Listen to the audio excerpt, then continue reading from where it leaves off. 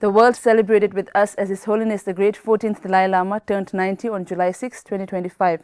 The Ghoton Organizing Committee under Central Tibetan Administration further divided into subcommittees for media, culture, decoration, souvenir, stage and seating arrangements were the pivotal domains who worked tirelessly for months in advance for a successful event here in Dharamshala. Tibet TV is happy to introduce a series of interviews with the representatives of these subcommittees to share all insights on the arrangement, challenges, plans for the year ahead, and the making of Ghoton. First of this series, we have Lekshay, member of Ghoton Media Sub Committee. Welcome to the program, Lekshay. Thank you, Samla. Lekshay, what has been the coverage like so far? Do we have an estimation on the number of coverage we have, be it in terms of radio or print or video? So, for this Ghoton celebration, this is a very momentous occasion for us.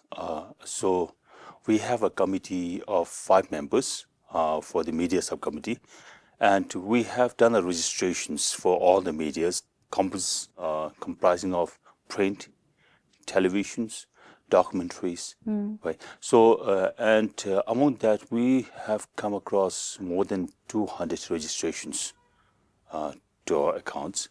So we have distributed a press pass to all the medias. So it is not just for His Holiness birthday event. So it's a week-long programs which we have tried to accommodate.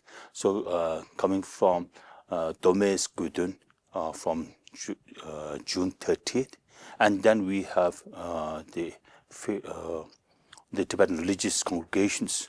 That's for 3 days. We have a youth forum. That's for 3 days. And then we have Tenshu celebrations on the 5th, and then 6th, His Holiness birthday. And consecutively, we have festivals, 3 days festival. So taking that into account, we try to accommodate or try to facilitate all the medias to report and to feel the great occasion of this 90th birthday of His Holiness Dalai Lama. So so far, all international medias, right? This might be the largest congregation of media in Dharamshala, right? And for that, we been trying to archive all the reports which have been published. Right. So far in the prints, it goes to over 200 pages. So there are lots of agencies from Reuters, right, Guardian, right, AFP, AP, all these people came, BBC, CNN, and international medias. The prominent international medias with wide range of followers are also in presence. And not only that, the Indian national newspapers and prints, and also from the televisions are also being there, right, during those occasions. So it was a very good highlight of celebrating His Holiness' 90th birthday. Right. So, Lekshay, as you said, there have been prominent media outlets here in Dharamshala, probably for the first time, all of them together. So, can you talk about what major stories did they cover? Anything in particular that stood out to you? So, when they registered, we have come up with the online forms, and not just online forms, but also PDF forms which they can download and try to see which are the events they are interested in. So the most important event that they've been focusing on is about His Holiness reincarnation issue, right? So if you look back in 2011, His Holiness statement on reincarnation. So His Holiness has stated that by the time when he reached 90, then there will be a decision.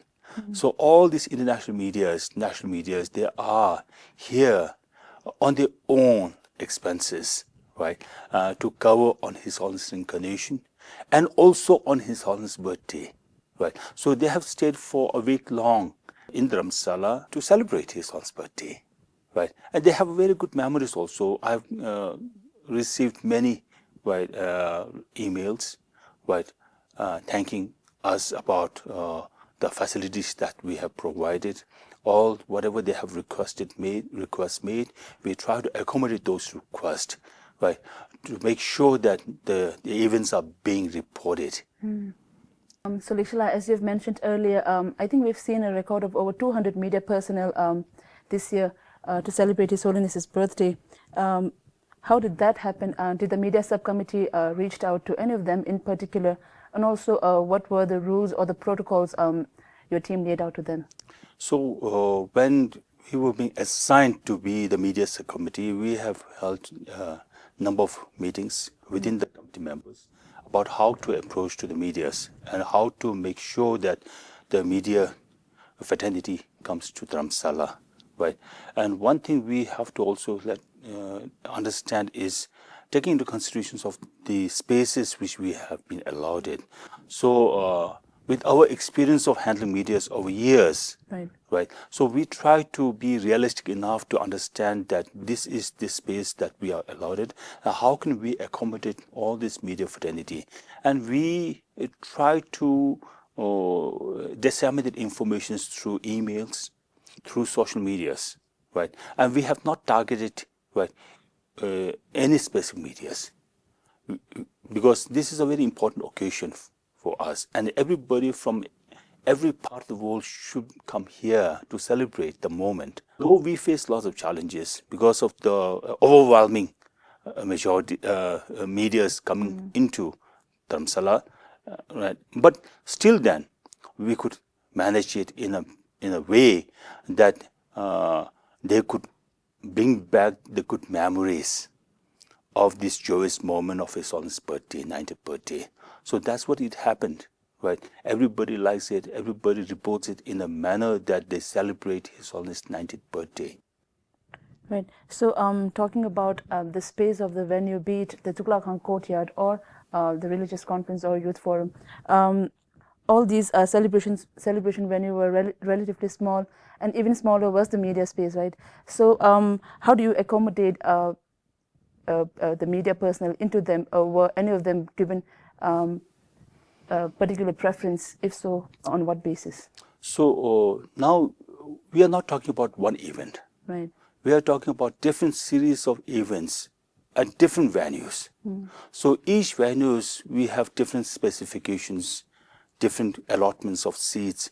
So we have to also look into who are those people responsible for hosting such events.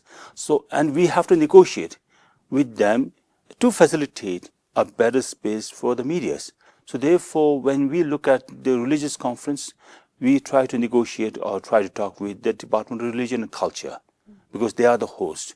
And how can we do that? Because on the 2nd of July, there is a press meet, right? Not only press meet, there is inaugural sessions of the religious congregations. So how many spaces were there, right?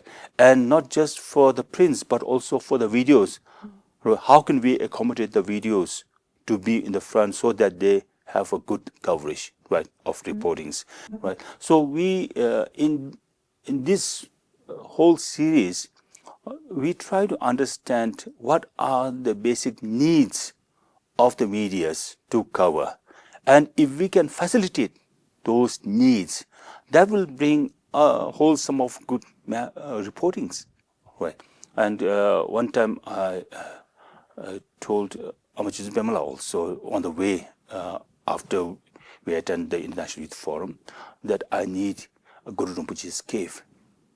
So Amala told me, for what purpose? So I said, I have very small space for the 90th birthday. And we were told when we were young, when we were child, that Guru Rinpoche's cave, even though it's so small, but it can fit anybody. So I had this kind of feeling and this kind of prayer that with that small space, I need to feed over 200 media, right? And in fact, I felt like I got that Guru Rinpoche's cave, because even within that small space, right, we could fit and we could have all these medias being accommodated.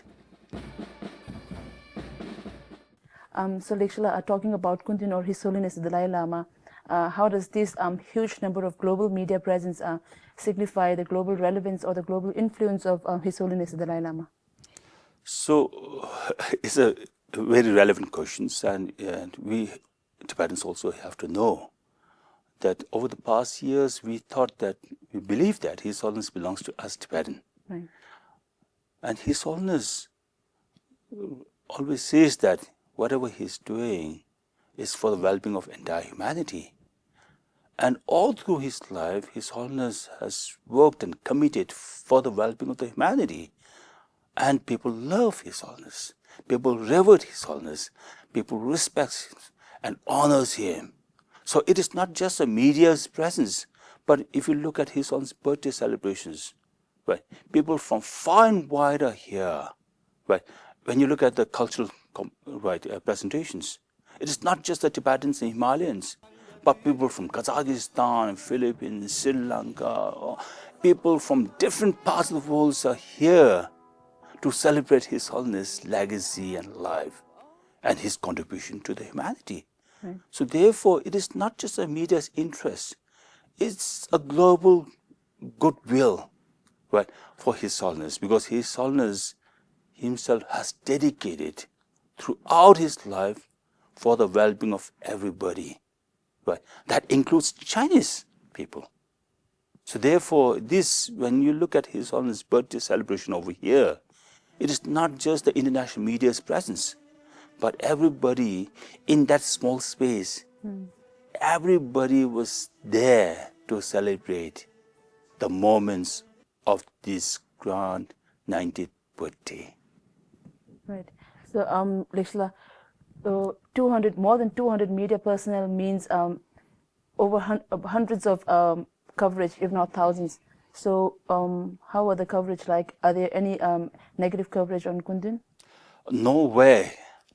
Because when I looked at those media presence, especially at this rainy season, right, as I said before, the media committee didn't spend a penny. Right, because all these media fraternities came on their expenses to cover and also to celebrate His Holiness' birthday. Right, so when they are here to celebrate His Holiness' birthday, right, there's nowhere that there will be a negative reporting. Right, so because we've been compiling all the reports now, because now the celebration has done. Right, and we have to review and we have to check who have reported on what issues, right? So we've been doing the archives, compiling all this reported. So it goes to over 200 pages. We are talking about the mainstream medias, but there are also many institutions, right? Media houses, they do debates, they do webinars throughout, right?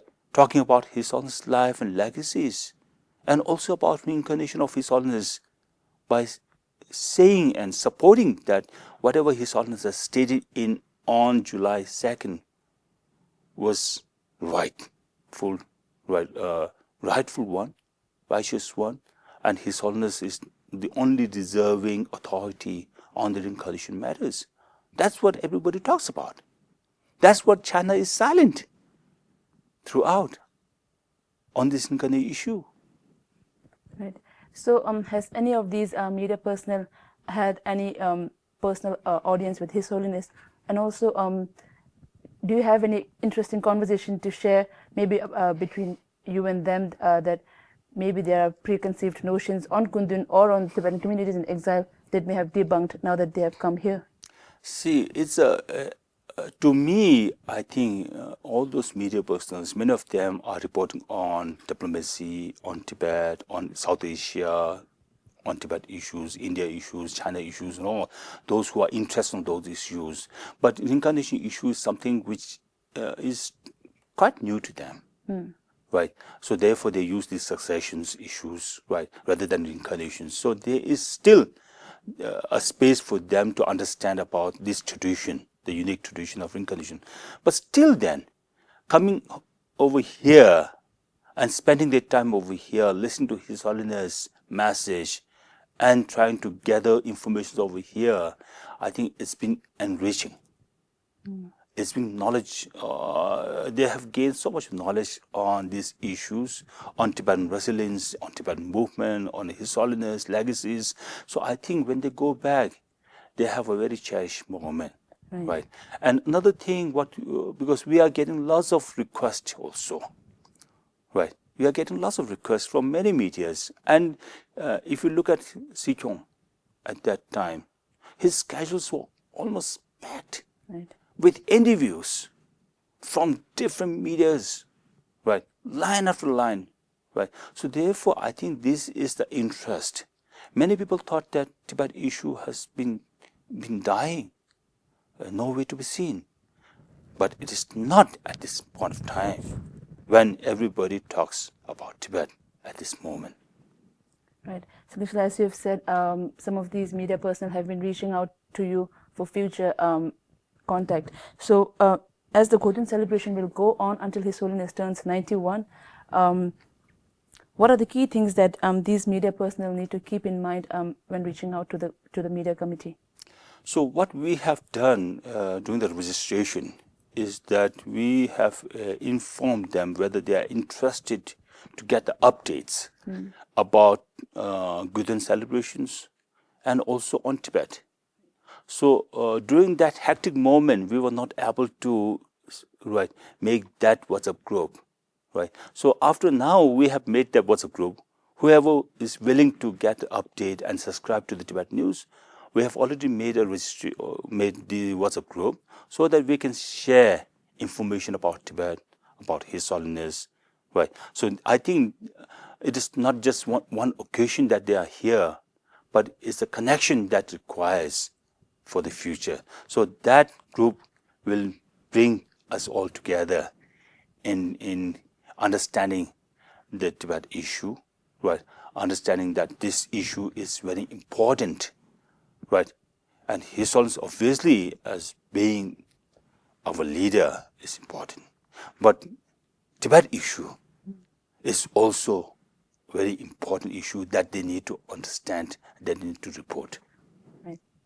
So, moving ahead, what other plans are in the works from the media committee to celebrate the Year of Compassion?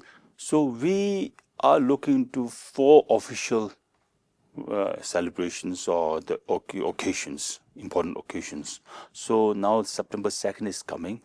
So we have already delegated work to our office to get Indian newspapers of vernacular, regional languages, right? Because it is not just only in English that should spread the message of Tibet and His Holiness. Right.